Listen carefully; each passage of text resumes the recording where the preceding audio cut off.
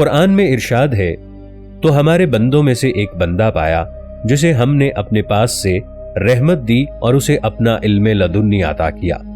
حجت الاسلام امام غزالی فرماتے ہیں، علم لدنی وہ ہے جس کے حصول میں نفس اور حق تعالیٰ کے درمیان کوئی واسطہ نہ ہو۔ صوفیاء کرام کی اصطلاح میں ایسے ہی علم کو علم لدنی کہا جاتا ہے جس میں اسباب ظاہری کا دخل اور واسطہ نہ ہو اور عالم غیب سے براہ راست علم اس کے قلب میں داخل ہو۔ ملائکہ پر جو اللہ تعالیٰ کی طرف سے علوم فائز ہوتے ہیں وہ اسی قسم کے ہوتے ہیں۔ تصوف کا سب سے پراسرار اور مشکل ترین حصہ علم لدنی ہے۔ یہ وہ خفیہ علم ہے جو تمام انسانی تصورات اور عقل و فہم سے بالاتر ہے۔ اگر اس علم کی وضاحت کی جائے تو یہ علم دو طرح کا ہوتا ہے۔ ایک وہ عام علم ہے جو اسکول، مدرسوں، کالجوں، یونیورسٹیوں میں حاصل کیا جاتا ہے، اور ایک وہ علم ہے جو اللہ تعالیٰ کی طرف سے براہ راست کسی انسان کے دل میں وارد ہوتا ہے، اور اللہ کی طرف سے نازل ہوئے اس علم کو خفیہ علم یا علم لدنی کہا جاتا ہے۔ ہمارے نبی حضرت محمد صلی اللہ علیہ وآلہ وسلم نے فرمایا کہ یہ ایک ایسا علم ہے جو بالکل خفیہ اور پوشیدہ ہے، اور آپ صلی اللہ علیہ وآلہ وسلم کا یہ ارشاد بھی ہے کہ میں علم ہوں اور علی اس کا دروازہ ہے، اور شہر میں داخل ہونے کے لیے دروازے تک رسائی ضروری ہے، اس لیے جسے بھی علم کی خیرات نصیب ہوتی ہے وہ حضرت علی رضی اللہ عنہ کے توسل سے ہی ہوتی ہے۔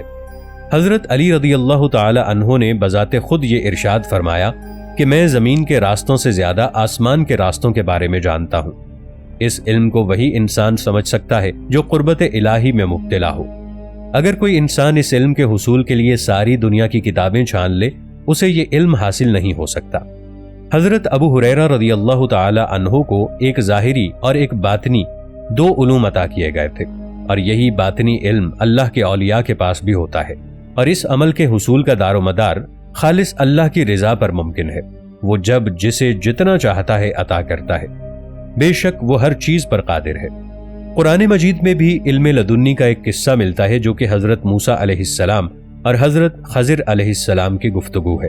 فرمان الہی ہے، پھر انہوں نے اپنے بندوں میں سے ایک بندہ پایا جسے ہم نے اپنی طرف سے رحمت عطا کی اور اسے اپنا الہامی علم عطا کیا۔ علم لدنی معرفت الہی کا ذریعہ ہے، اور اللہ کی رضا کے حصول کے لیے ہی انسانوں کو اس دنیا میں بھیجا گیا ہے۔ اگر آپ نے معرفت حاصل کر لی تو آپ کا دنیا میں آنے کا مقصد مکمل ہو گیا۔ اگر آپ نے معرفت الہی کے لیے کوشش نہیں کی تو اس سے کوئی فرق نہیں پڑتا کہ آپ اس دنیا میں موجود ہیں یا نہیں ہیں۔ جس انسان کو یہ خفیہ علم حاصل ہوتا ہے وہ اللہ تعالیٰ کی حکمت کے ذریعے اپنے خالق حقیقی تک پہنچ جاتا ہے۔ وہ اللہ تعالیٰ کی عطا کردہ نشانیوں کی بدولت اللہ کو پہچان لیتا ہے۔ جب وہ اللہ کو پہچان لیتا ہے پھر اس کی عبادت میں ہی مشغول رہتا ہے۔ یہ علم برگزیدہ اولیاء کرام کو اللہ تعالیٰ کی طرف سے عطا کیا گیا تھا۔ ان اولیاء کرام کی زندگی کا ایک ہی نصب العین تھا کہ جب امت راستے سے بھٹک جائے، جب شیطان ان کو گمراہ کر دے تو انہیں پیار اور محبت سے اللہ تعالیٰ کی راہ کی طرف لانا ہے۔ علم لدنی کے 4 ذرائع ہیں۔ پہلا ذریعہ وحی ہے، اور یہ وحی اللہ تعالیٰ کے برگزیدہ انبیاء کرام کے لیے مخصوص ہے۔ اس کا دوسرا ذریعہ الہام ہے۔ یہ اللہ تعالیٰ کی طرف سے پیغمبروں کو آنے والے خواب کی ایک قسم ہے۔ اللہ تعالیٰ کے خاص بندوں پر الہام کے ذریعے پیغام بھیجے جاتے ہیں جو انسانوں کے فائدے کے لیے ہوتے ہیں۔ تیسرا درجہ فراست ہے۔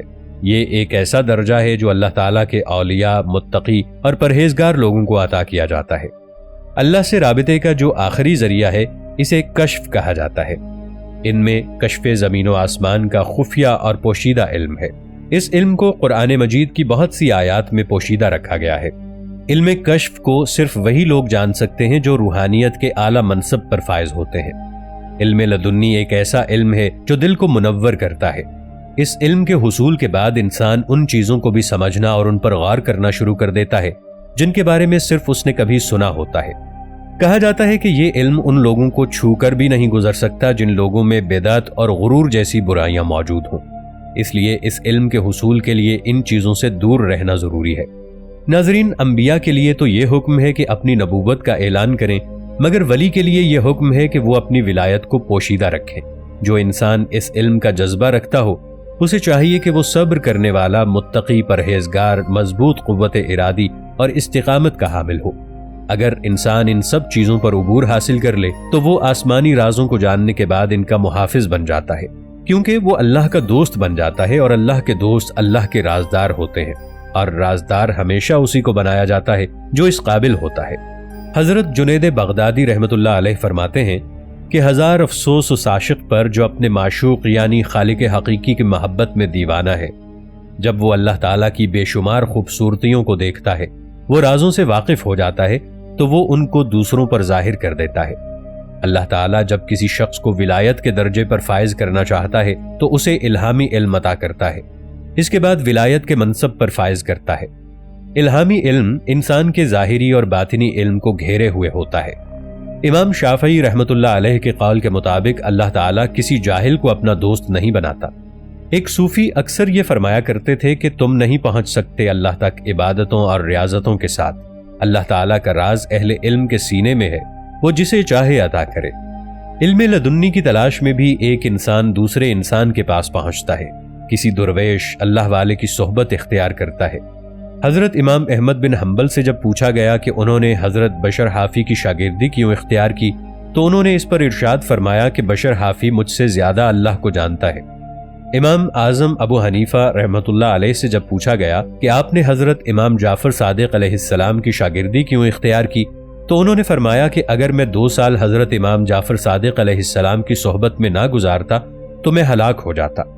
دوستو، انسان عبادت اور ریاضت کے کتنے ہی بلند مقام پر کیوں نہ پہنچ جائے، علم لدنی کے لیے اسے کسی نہ کسی ولی کی صحبت اختیار کرنا پڑے گی۔ علم لدنی روحانیت کو اپنے عروج اور کمال تک پہنچانے کا سفر ہے۔ اس علم میں انسان کی روح نور میں نہاتی ہے۔ اسی علم کی بدولت انسان ہر ڈائمنشن میں جا سکتا ہے۔ اس علم کے لیے خاص لوگوں کو چنا جاتا ہے اور انہیں ہی اس علم سے نوازا جاتا ہے۔ اللہ تعالیٰ نے علم کو 3 درجوں پر منقسم کیا ہے، یعنی علم الیقین، عین الیقین اور حق الیقین۔ اور عام کے سمجھنے کے لیے ان 3 علموں کی یہ مثالیں ہیں۔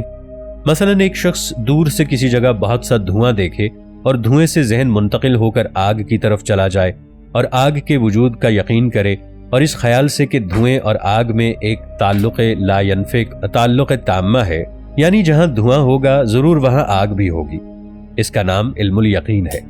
اور جب آگ کے شعلے دیکھ لے تو اس علم کا نام عین الیقین ہے، اور جب اس آگ میں آپ ہی آپ داخل ہو جائے تو اس علم کا نام حق الیقین ہے۔